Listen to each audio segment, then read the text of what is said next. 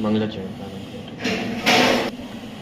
नमो अरिहन्ताणं नमो सेताणं नमो आयर्याणं नमो अध्यायाणं नमो लोके सर्वसाहुणं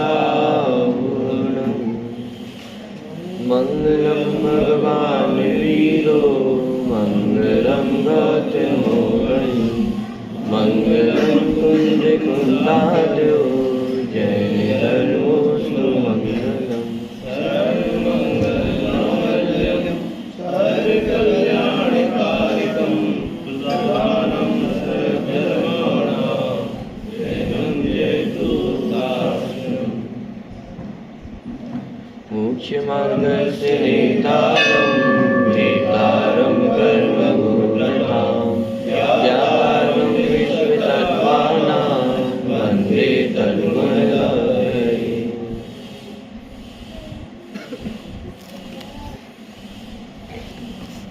द्रव्य गुण पर्याय का विषय हमारा चल रहा है।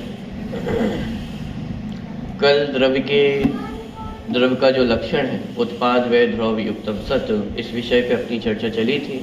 प्रत्येक वस्तु में उत्पाद व्यय और ध्रुव होता है, निरंतर परिणमन चल रहा है और परिणमन के साथ वह वस्तु सदा ध्रुव रहती है, कायम रहती है। ये प्रत्येक वस्तु का स्वभाव है और इस स्वभाव के कारण ही वस्तु सत होती है।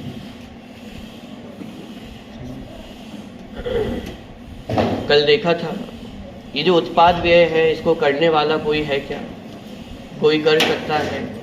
यानी उत्पाद व्यय प्रत्येक द्रव्य में, प्रत्येक वस्तु में स्वयं से ही हो रहा है। कोई करने वाला नहीं है, कोई डिसाइड करने वाला नहीं है कि किसमें कैसा उत्पाद व्यय होगा। आगे पीछे तो किया जा सकता है, थोड़ी बहुत तो गुंजाइश होगी।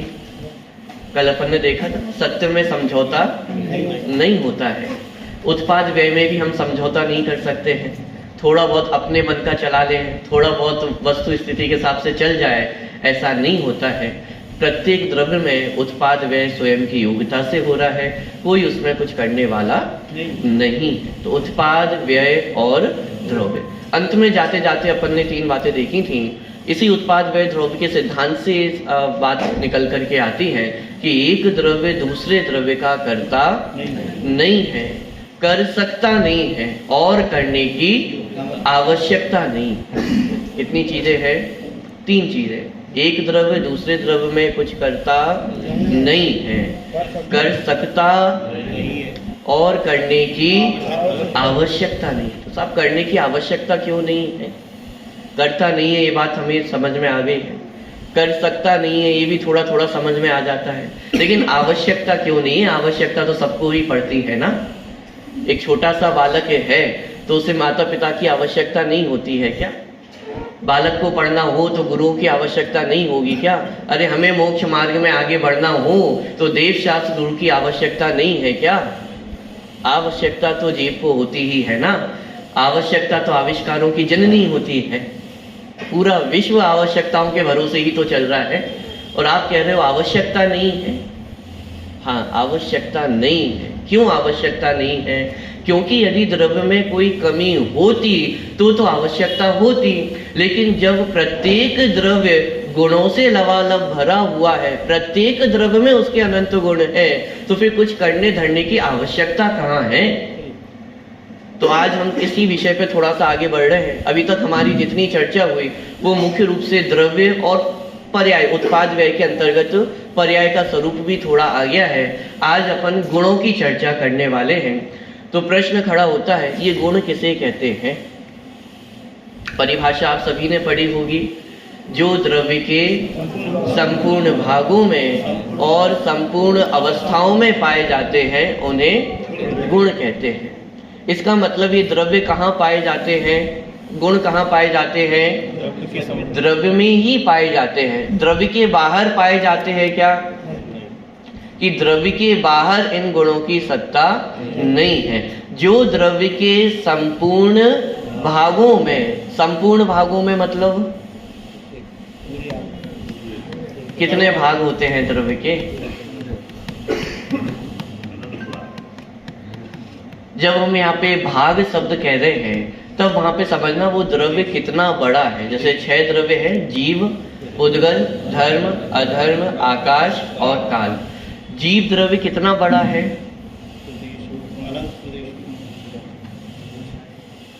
एक प्रदेशी, संख्यात प्रदेशी, असंख्यात प्रदेशी, अनंत प्रदेशी। कितना बड़ा है? अनंत प्रदेशी। आत्मा अनंत प्रदेशी नहीं है। कितना बड़ा है आत्मा? लोक प्रमाण असंख्यात प्रदेशी। लोक प्रमाण असंख्यात प्रदेशी माने क्या?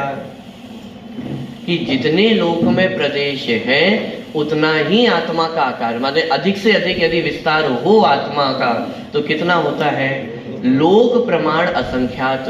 माने विस्तार कहना भी एक प्रकार से थोड़ा अनुचित होगा, क्योंकि आत्मा में संकोच विस्तार की शक्ति है, लेकिन इसको इस तरह से कहना कि आत्मा में प्रदेश कितने पाए जाते हैं, विभाजन कितने हैं। तो लोक प्रमाण असंख्यात ये आत्मा के प्रदेश हैं। प्रदेश माने क्षेत्र की सबसे छोटी जो यूनिट होती है उसे प्रदेश कहते हैं।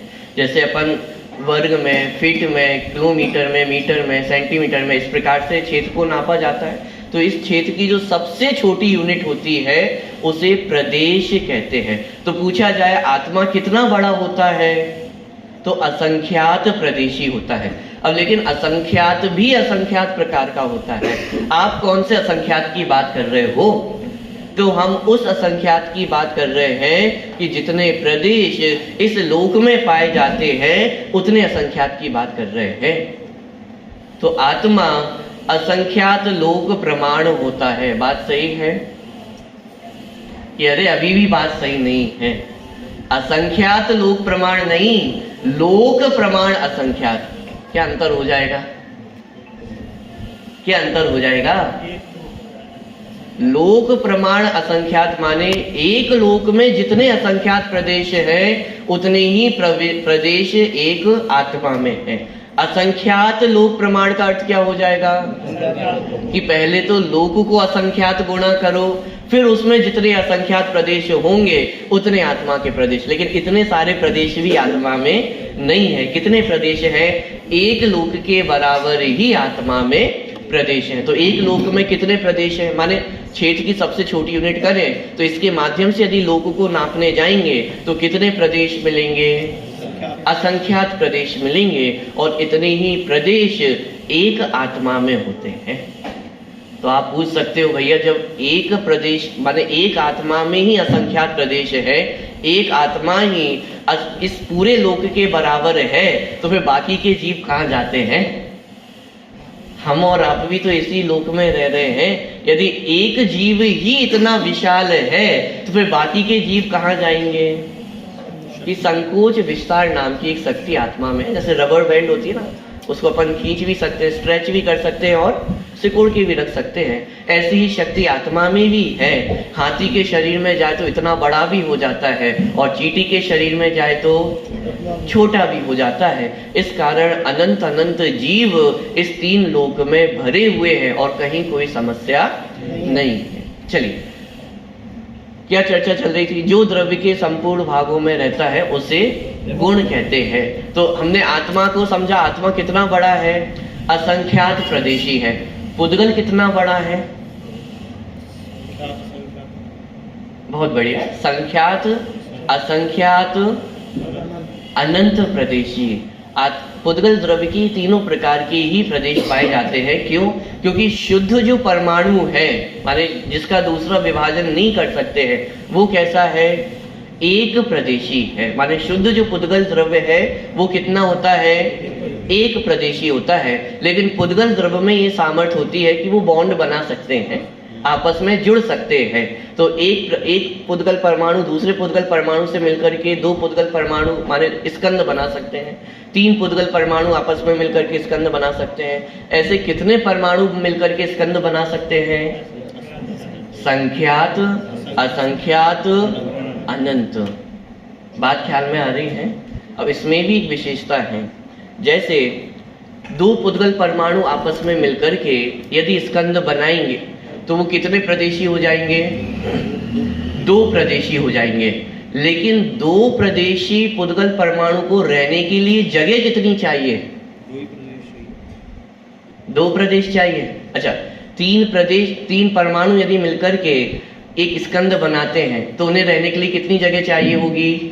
माने आकाश क्षेत्र की, आकाश द्रव्य की कितने जगह में, कितने हिस्से में उन्हें स्थान चाहिए होगा रहने के लिए? तीन प्रदेश। मान लीजिए 100 परमाणुओं ने मिलकर के एक स्कंद बनाया तो उन्हें कितनी जगह चाहिए होगी? 100 प्रदेश। असंख्यात परमाणुओं ने मिलकर के यदि एक स्कंद बनाया उन्हें कितनी जगह चाहिए होगी? असंख्यात प्रदेश। अब अनंत परमाणुओं ने मिलकर के एक स्कंद बनाया, अब वो कहां जाएंगे? जगह तो आपके पास सीमित है, लिमिटेड जगह है, ये रूम तो सीमित है ना, तीन लोक में भी जगह सीमित ही है, असंख्यात प्रदेश मात्र है। और परमाणु कितने हो गए हैं? अनंत परमाणु, और उन्होंने मिलकर के एक स्कंद बनाया है। अब उन्हें रहने के लिए कितनी जगह चाहिए? आलोक आकाश में चले जाएंगे। ये आश्चर्य है। माने चाहे दो परमाणु से मिलकर के स्कंद बने, असंख्यात परमाणुओं का स्कंद बने, अनंत परमाणुओं का भी स्कंद क्यों ना बने, वो भी 1, 2, 3 आदि प्रदेशों में रह सकते हैं। पॉइंट पकड़ में आ रहा है? अब प्रश्न मन में खड़ा होता है कि कैसे संभव है, कैसे होता है ये सब। अभी जब अपन द्रव्यों की संख्या का विचार करेंगे तब तो और एक कठिन बात हो जाएगी। क्यों? क्योंकि जीव कितने हैं? अनंत हैं। और रहने की जगह कितनी है? सीमित जगह है। असंख्यात प्रदेशी ही है, और एक आत्मा ही असंख्यात प्रदेशी होता है। माने इसको आप ऐसा समझें कि ये हॉल इतना बड़ा है, इस पूरे हॉल में रहने की सामर्थ्य एक अकेले जीव की है। और जीव कितने हैं? जीव अनंत है। और पुद्गल अनंतानंत का मतलब अनंत इंटू अनंत। ये अनंतानंत इसलिए कहा, ये बताने के लिए कि जीव से भी अनंत गुणे पुद्गल परमाणु है। सिंपल सा कैलकुलेशन है। अपन एक जीव द्रव्य है, एक जीव द्रव्य के साथ कितने पुद्गल द्रव्य पाए जाते हैं? आपके शरीर में ही कितने पुद्गल परमाणु हैं? अनंत पुद्गल परमाणु है। माने इतने सारे परमाणु से मिलकर के तो एक जीव द्रव्य बना है। माने उसके साथ अपना शरीर, तो शरीर ही थोड़ी ना है, औदारिक शरीर है, कार्बन शरीर की भी रचना है, वो भी तो पुद्गल परमाणु है, वो भी एक जीव के साथ ही पाए जा रहे हैं। इसके अलावा 9 कर्म है। आप कपड़े पहने हुए हो, घर में जाएंगे तो बहुत सारे पुद्गल द्रव्य से आप घिरे हुए हो। एक जीव द्रव्य संबंधी कितने पुद्गल परमाणु से घिरा हुआ है? अनंत अनंत पुद्गल परमाणु से। माने एक जीव द्रव्य के मुकाबले पुद्गल द्रव्य कितने हैं? अनंत गुणा पुद्गल द्रव्य है। तो टोटल पुद्गल द्रव्य कितने हो गए? जीव अनंत है तो उनमें अनंत का गुणा कर दिया तो अनंत अनंत पुद्गल द्रव्य है। अब मैं आपसे पूछता हूं, अरे 3 लोक में तो जीव द्रव्य को ही फिट करना मुश्किल पड़ रहा था, अब ये पुद्गल द्रव्यों को हम कहां स्थान दें? पुद्गल द्रव्य थोड़ी ना है। धर्म, अधर्म और आकाश द्रव्य, ये भी एक एक द्रव्य है ना। और काल द्रव्य, वो भी लोक प्रमाण असंख्यात है। कहां रहेंगे, कहां फिट करें इन सारी चीजों को? जैसे इस हॉल में अपन दीपक जलाए, यानी टॉर्च जलाए, लाइट जलाए, दीपक अपन ने रखा तो उसका प्रकाश पूरे हॉल में फैल जाएगा, ठीक है। अब अपन ने दूसरा दीपक लाया, उसको भी जलाया, अब उसका प्रकाश कहां जाएगा? भाई एक दीपक ने पूरे हॉल को घेर लिया है अपने प्रकाश के माध्यम से, तो अब जो दूसरा दीपक हम लेकर के आए हैं उसको अपन ने जलाया, अब उसका प्रकाश कहां जाएगा? वो भी इसी हॉल में सीमित हो जाएगा। तीसरा दीपक लेकर के आए, उसका प्रकाश कहां जाएगा? 100 दीपक लेकर के आए हैं, उसका प्रकाश कहां जाएगा? कि जैसे वो प्रकाश भी पुद्गल द्रव्य ही है, पुद्गल परमाणु की ही संरचना है, तो जैसे वो पुद्गल परमाणु एक ही हॉल में प्रवेश करते चले जाते हैं, करते चले जाते हैं, करते चले जाते हैं, जगह कम नहीं पड़ती है। इसी तरह इस तीनों लोकों में, इस पूरे 3 लोक में समस्त क्षय द्रव्य तो जाति अपेक्षा है, अनंतानंत द्रव्य है, और वो इस तीनों लोक में ठसाठस भरे हुए हैं। ठसाठस भरे हुए तो जैसे कभी आप ट्रेन में गए हो, जनरल डिब्बे में, बस में गए हो, तो क्या होता है यदि ठसाठस भरे हो तो धक्का मुक्की होती है, एक आगे से धक्का है तो सब पीछे गिर जाते हैं, ब्रेक लगता है तो सब आगे हो जाते हैं। ये क्या है? तो ऐसे ही इस पूरे 3 लोक में भी धक्का मुक्की चढ़ती रहती होगी, सब आपस में एक दूसरे को आगे पीछे करने की उसमें लगे रहते होंगे। इतनी सुंदर व्यवस्था है, तीनों लोकों में अनंतानंत द्रव्य भरे हुए हैं, 1 इंच भी जगह नहीं है, 1 सेंटीमीटर भी जगह खाली नहीं है। इतना भरा हुआ होने पर भी क्या कहा, एक द्रव्य दूसरे द्रव्य को छूता नहीं है। सब आपस में मिले जुले हुए हैं, सब आपस में एक दूसरे में मिले हुए हैं, लेकिन मिले हुए होने पर भी एक द्रव्य दूसरे द्रव्य को परेशान नहीं करता है, एक द्रव्य दूसरे द्रव्य को छूता नहीं है, एक द्रव्य दूसरे द्रव्य को धक्का नहीं मारता है। इतनी सुंदर व्यवस्था है। कौन बनाए इस व्यवस्था को? कौन करने वाला है? अपनी तो सोच से भी परे है। चलिए, अपनी तो बात ये चल रही थी, तो जीव द्रव्य कितना बड़ा है? असंख्यात प्रदेश है। पुद्गल द्रव्य में संख्यात, असंख्यात और अनंत प्रदेश है, क्योंकि अनंत पुद्गल परमाणु मिलकर के भी स्कंद की रचना करते हैं, तो वे अनंत प्रदेशी हो सकते हैं। तो पुद्गल द्रव्य अनंत प्रदेशी है। इसके अलावा धर्म द्रव्य कितना बड़ा है? कितने प्रदेश हैं धर्म द्रव्य के? लोक प्रमाण असंख्यात, 1 प्रदेशी, असंख्यात प्रदेशी कितना बड़ा है? अनंत प्रदेशी। 3 लोक में तो लोकाकाश है ही, लोक माने आकाश द्रव्य है ही। 3 लोक के बाहर क्या है? अलोकाकाश। तो अलोकाकाश क्या है? आकाश द्रव्य ही तो है। और कितना बड़ा है अलोकाकाश? अनंत अलोकाकाश है, कोई अंत है ही नहीं। माने इस 3 लोक के बाहर जो कुछ है वो सब आकाश द्रव्य है। आकाश द्रव्य कितना विशाल है? अनंत प्रदेशी है। आत्मा के तो असंख्यात प्रदेश है, लेकिन माने आकाश द्रव्य के अनंत प्रदेश है। क्या? अच्छा, धर्म का पूछा था क्या? चलो, धर्म द्रव्य तो कितने प्रदेशी है? असंख्यात प्रदेशी है। अधर्म द्रव्य असंख्यात प्रदेशी है। और कौन सा बचा? आकाश द्रव्य। आकाश द्रव्य अनंत प्रदेशी है। और काल द्रव्य एक प्रदेशी है। काल द्रव्य 1 प्रदेशी है। काल द्रव्य में ये शक्ति भी नहीं है कि वो मिलकर के 2 बन जाए। जैसे पुद्गल में तो शक्ति होती है, 2 परमाणु मिलकर के एक स्कंद बन जाते हैं, लेकिन काल द्रव्य में ये शक्ति नहीं होती है। वो सदा एक ही रहता है। एक काल द्रव्य की एक ही प्रदेशी होता है। तो इस प्रकार ये माने पूरे 6 द्रव्यों का हमने देखा कि उनकी विशालता कितनी है।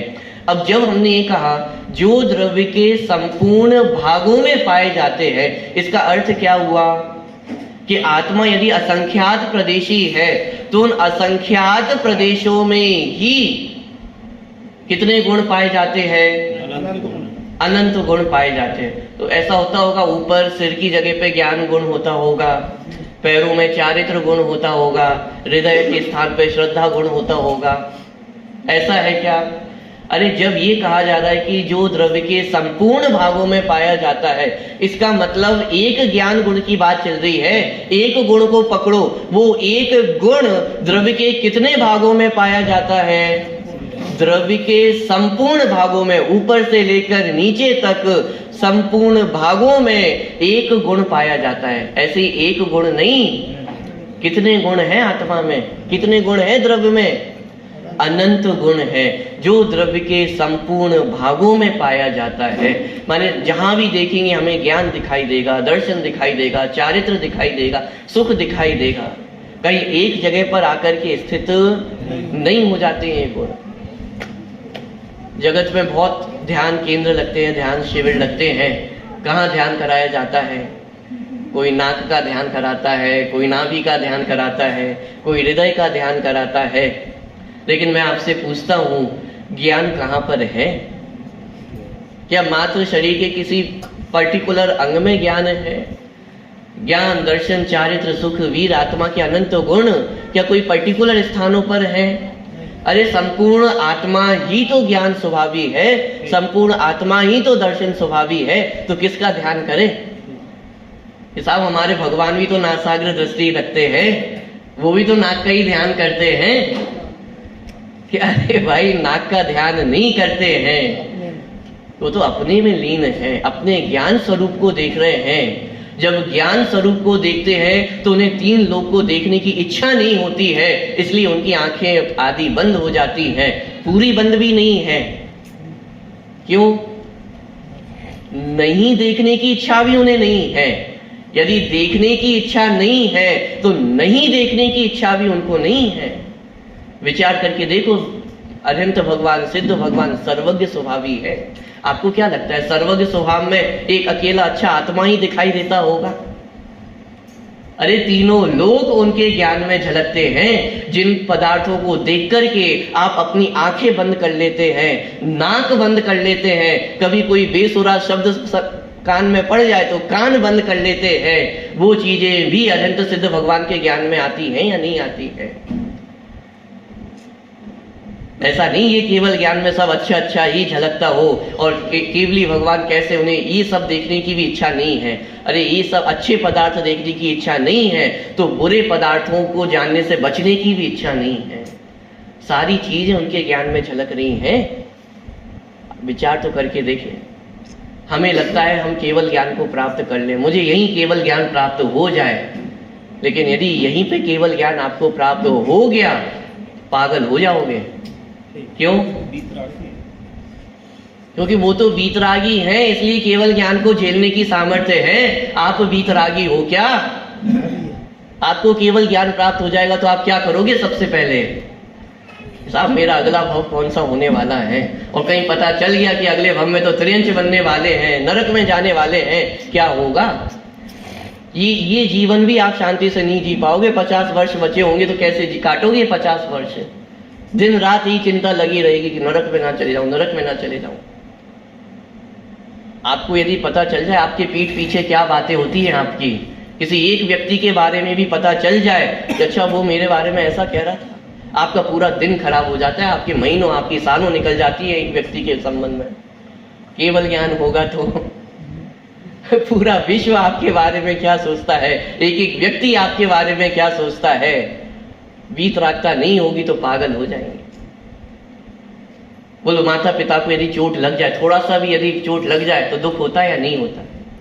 केवल ज्ञान में तो अनंत भवों के अनंत माता पिता दिखाई दे रहे हैं ना। कोई नरक में होगा, कोई निगोद में चले गया होगा, कोई कहाँ होगा, कैसी कैसी अवस्था में होंगे। अरे एक माता पिता का दुख तो देखा नहीं जाता है, अनंत माता पिता के दुखों को भोगने देखने की सामर्थ्य है आप में। हम इच्छा तो करते हैं कि हमारा ज्ञान बढ़ जाए, लेकिन उस ज्ञान को संभालने की, उस ज्ञान को झेलने की सामर्थ्य हमारे अंदर है क्या? इसलिए सर्वज्ञता बाद में होती है, पहले क्या हो जाती है? वीतरागता 12वें गुण स्थान में ही प्रकट हो जाती है। सर्वज्ञता तो आगे चल करके प्रकट होता है। बिना वीतरागता के सर्वज्ञता झेल भी नहीं पाएगी। बात ख्याल में आ रही है? चलिए, तो आत्मा में कितने गुण हैं? अनंत गुण है, और वे अनंत गुण द्रव्य के संपूर्ण भागों में पाए जाते हैं। बात तो अपनी यहां से प्रारंभ हुई थी कि आत्मा के कौन से हिस्से का ध्यान करना,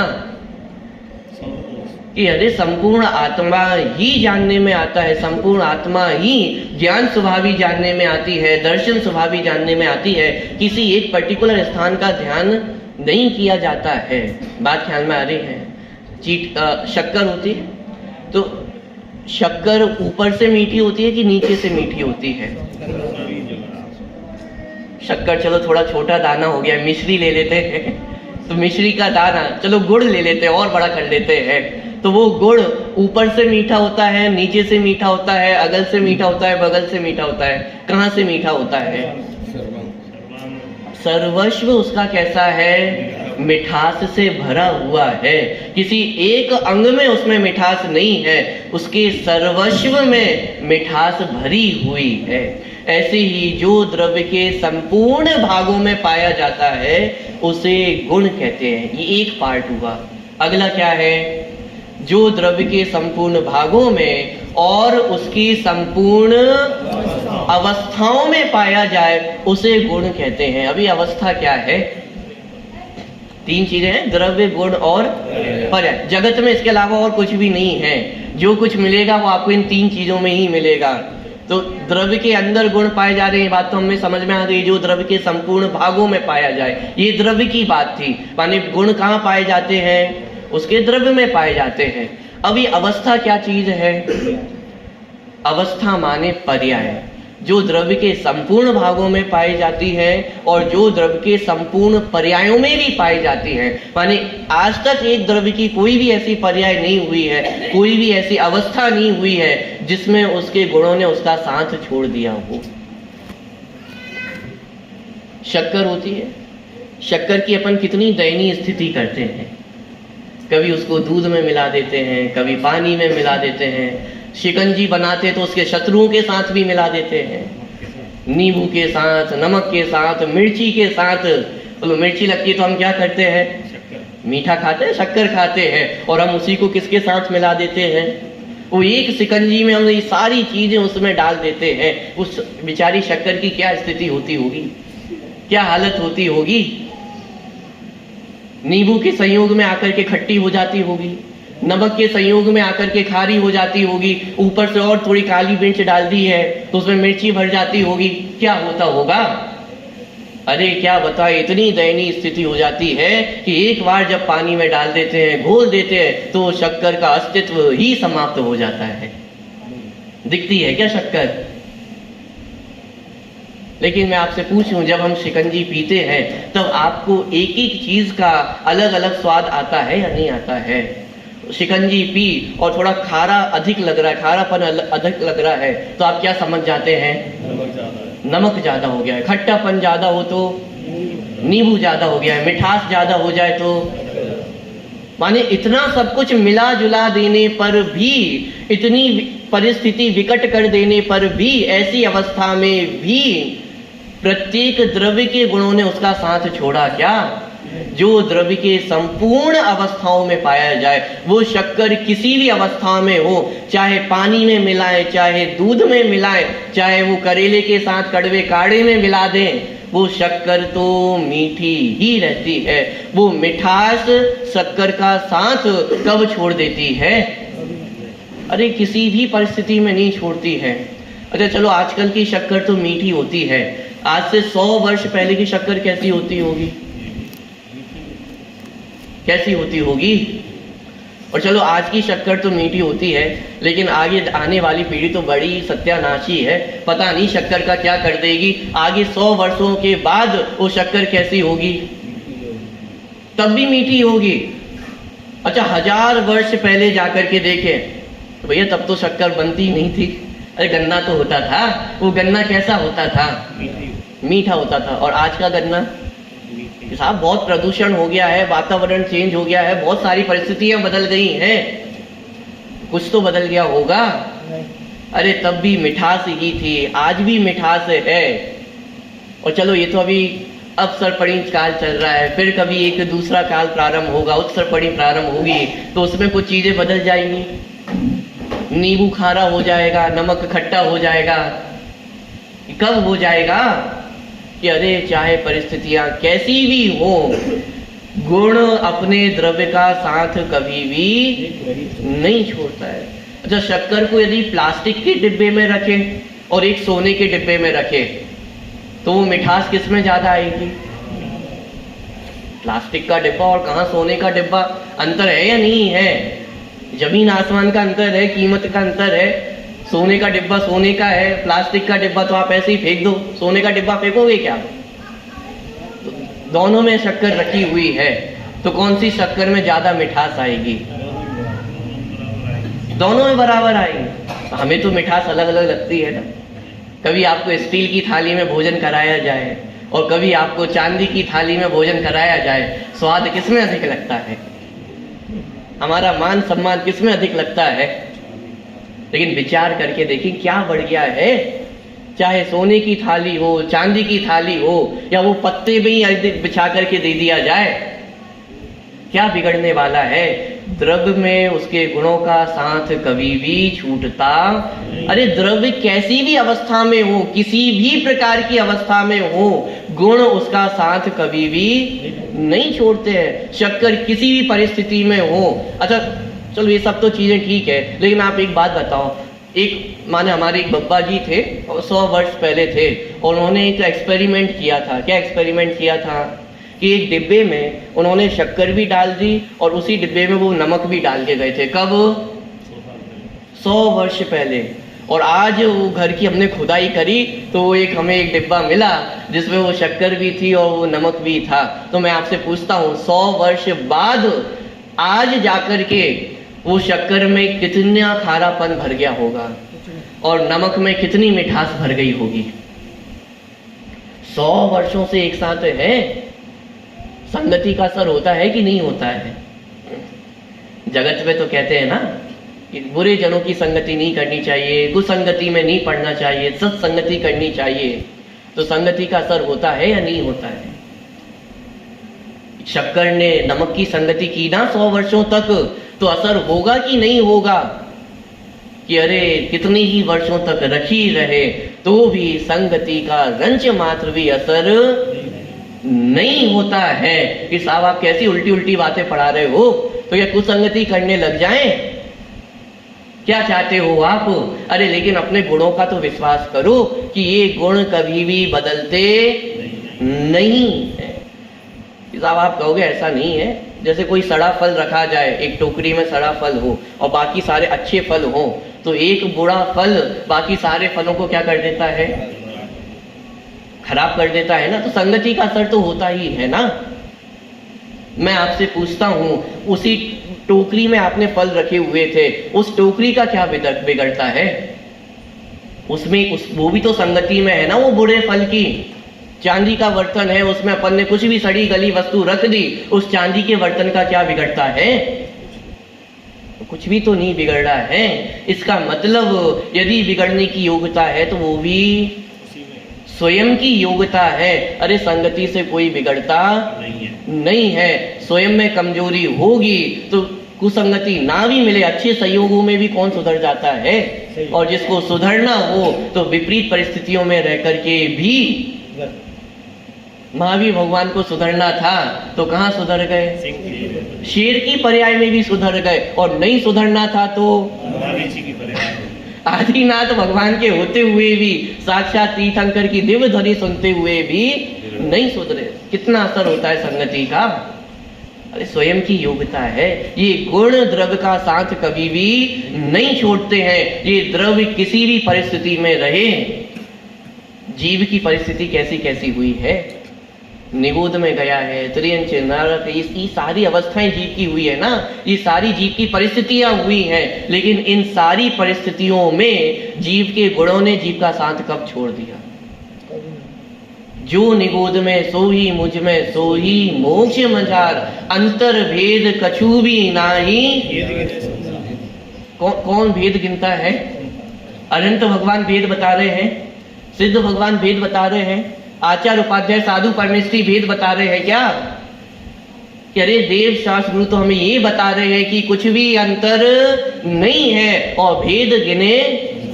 ये तो संसार, हम अज्ञानी जीव भेद करते, ये अच्छा है, ये बुरा है, ये ज्यादा अच्छा, ये बुरा, ये कम अच्छा। ये भेद कौन करने वाला है? ये तो हम भेद कर रहे हैं। अनंत भगवान से जाकर के पूछो कि कौन सा जीव बड़ा है, कौन सा जीव छोटा है। महावीर भगवान ने तो शिक्षा दी है ना। छोटे छोटे बच्चों को हम सबसे पहली शिक्षा क्या पढ़ाते हैं? कोई जीव छोटा बड़ा नहीं है, सभी आत्माएं कैसी हैं? बराबर हैं। ये बराबर है मतलब क्या है? ये बराबर हम कह तो देते हैं, लेकिन ये बराबर पना स्वीकार होता है क्या? थोड़े से यदि मैं कठिन शब्द बोलूं तो सुनना कठिन हो जाएगा। हम जैन हैं और कोई नीचे जाति का हो, कोई भंगी हो, बराबर है क्या? हम जैन हैं, हम मनुष्य हैं और बाहर कुत्ते बिल्ली घूमते हैं, हम बराबर हैं क्या? इनमें भी थोड़ा सा और नीचे जाऊं, विष्ठा का सेवन करने वाला वो सुअर, और हम बराबर हैं क्या? महावीर भगवान तो यही कह गए हैं ना, सभी आत्माएं बराबर हैं। यदि सभी आत्माएं बराबर हैं तो निगोद से लेकर के मुझ तक और सिद्ध भगवान तक सभी जीव बराबर हैं या नहीं हैं? अरे ऊंच नीच का व्यवहार तो हम करते हैं, कोई छोटा है कोई बड़ा है, ये भेद तो हमने डाला है। लेकिन महावीर भगवान तो क्या कह रहे हैं, सभी आत्माएं बराबर हैं। क्यों बराबर है? कि सब में गुण बराबर है, सब में गुण अनंत है। अरे मुझ में भी अनंत गुण है, आप में भी अनंत गुण है। निगोदिया जीव में भी कितने गुण हैं? उसमें भी अनंत गुण है। त्रियंच गति में भी अनंत गुण। नरक में चले जाते होंगे तो कुछ गुण कम हो जाते होंगे। अब वो तो लड़ते झगड़ते रहते हैं, कोई लक्षण ही नहीं है कि वो भी अनंत गुण के धारी हैं।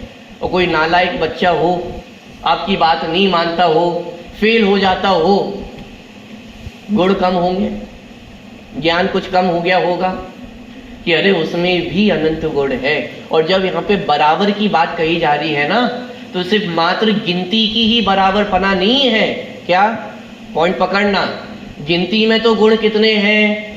अनंत है। लेकिन साहब क्वालिटी में थोड़ा अंतर आ जाता होगा कि निगोदिया जीव की ज्ञान की क्वालिटी थोड़ी कम होती होगी और हमारी ज्ञान की क्वालिटी थोड़ी ज्यादा होती होगी। और सिद्ध भगवान के ज्ञान की क्वालिटी वो तो सबसे ही ज्यादा होती है। अरे ये जो अंतर दिखाई दे रहा है, ये तो पर्याय का अंतर दिखाई दे रहा है। लेकिन उस गुण की क्वालिटी यदि जाकर के देखेंगे, वो तो 100% सुरक्षित है, बिल्कुल भी कमी नहीं आई है। क्योंकि यदि कमी आ गई होती तो फिर केवल ज्ञान प्रकट कैसे होता?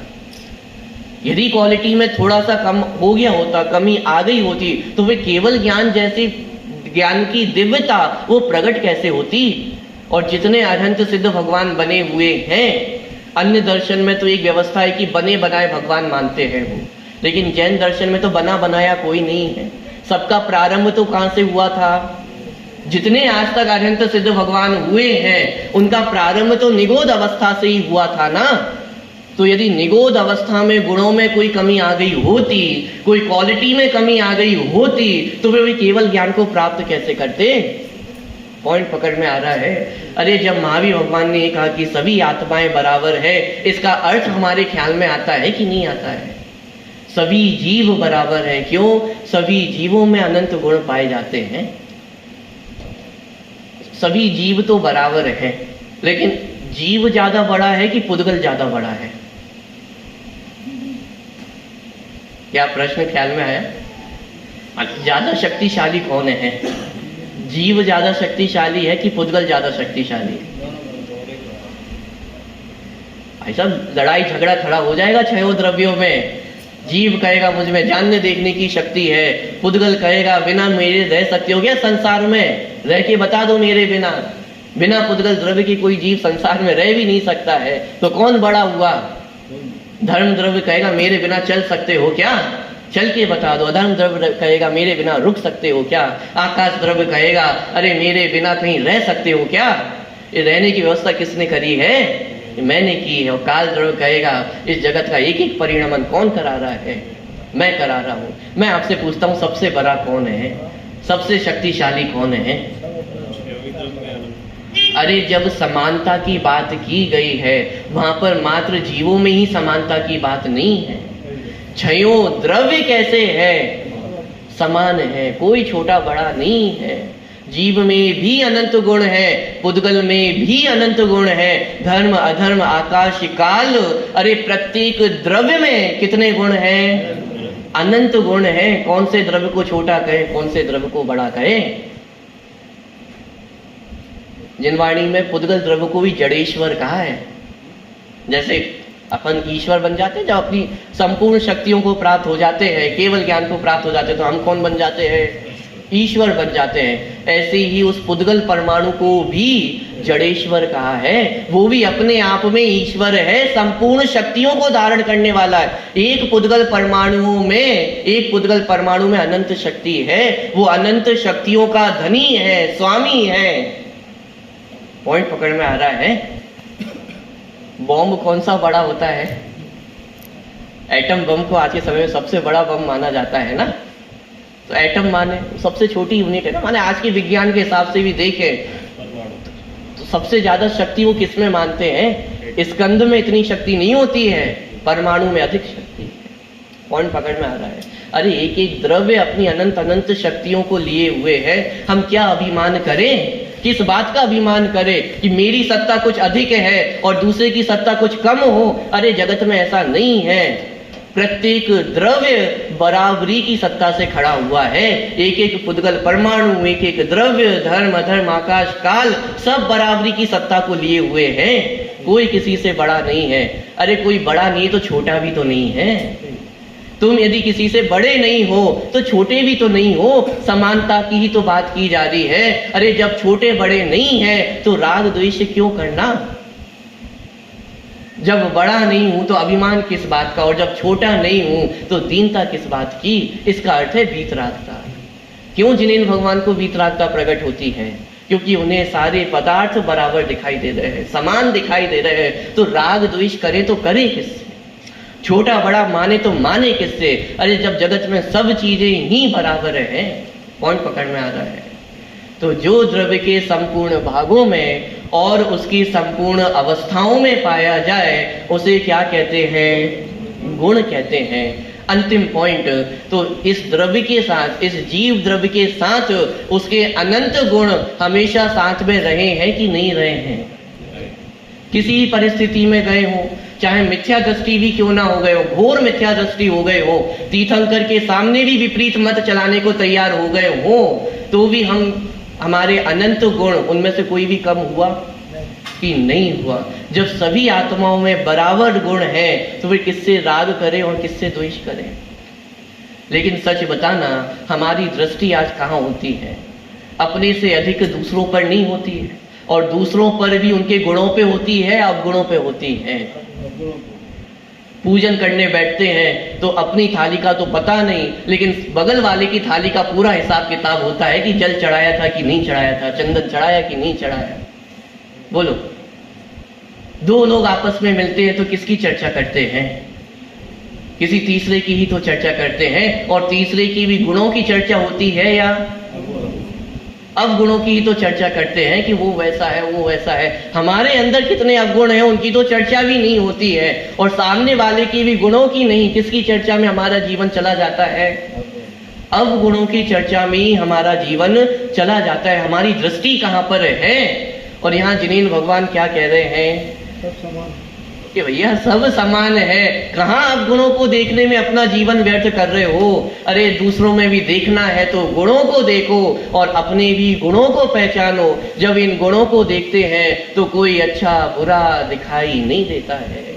किससे द्वेष रखे कि साहब वो हमारे शत्रु है, वो हमारी बात नहीं मानते हैं। अरे भाई सब भगवान आत्मा ही तो है। जितना अंतर दिखाई दे रहा है वो सब पर्याय का अंतर है, लेकिन गुणों की धरातल पर जब हम आकर के देखते हैं तो किसी में कोई अंतर नहीं है। हमें लगता है हमारे अंदर गुण अधिक है। किस बात का अभिमान कर रहे हो कि साहब मैं रात्रि भोजन नहीं करता हूँ, पानी छान कर पीता हूँ, डेली देव दर्शन करता हूँ। और कोई एक ऐसा व्यक्ति हो जो रात्रि भोजन करता हो, पानी छान कर नहीं पीता हो, देव दर्शन नहीं करता हो, तो हम उसे कैसा मानते हैं?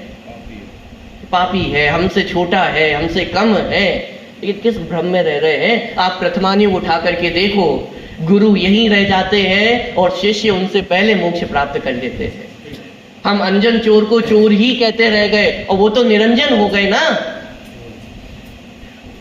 पॉइंट पकड़ में आ रहा है? किसको पापी कहें, किसको पुण्यात्मा कहें? अरे सब आत्माएं बराबर है, समान है। जितनी योग्यता मुझ में सिद्धत्व को प्राप्त करने की है उतनी योग्यता आप में भी है। एक अंतिम पॉइंट, तो ये जो बराबरी की बात चल रही है माने जीव द्रव्य में, ये मात्र भव्य जीवों में ही बराबरी की बात होगी? अभव्य जीवों को तो थोड़ा साइड में रख दिया होगा, बेचारे उनमें तो थोड़ी क्वालिटी कम होती है ना। जब बराबरी की बात चल रही है वहां चाहे भव्य हो अभव्य हो, सभी जीव समान है, कोई छोटा बड़ा नहीं है। अरे भव्य भी जीव ही है। जितने अनंत गुण आप में हैं उतने ही अनंत गुण भव्य में भी है। अरे एक गुण भी भव्य में कम अभव्य में कम होता नहीं है, और एक गुण भी भव्य जीव में अधिक नहीं है। ये सभी जीवों की समानता की बात है, ये सभी द्रव्यों की समानता की बात है। कोई द्रव्य छोटा बड़ा नहीं है। विस्तार करके देखिए, बहुत विस्तार है। ये गुणों का पाठ यदि हमें समझ में आ जाए तो जितने लड़ाई झगड़े हैं, जितना राग द्वेष है, सब खत्म हो जाए। कौन किससे बड़ा देखे, पॉइंट पकड़ में आ रहा है। तो जो द्रव्य के संपूर्ण भागों में और उसके संपूर्ण अवस्थाओं में पाए जाते हैं उन्हें गुण कहते हैं, और विशेष चर्चा पर करेंगे।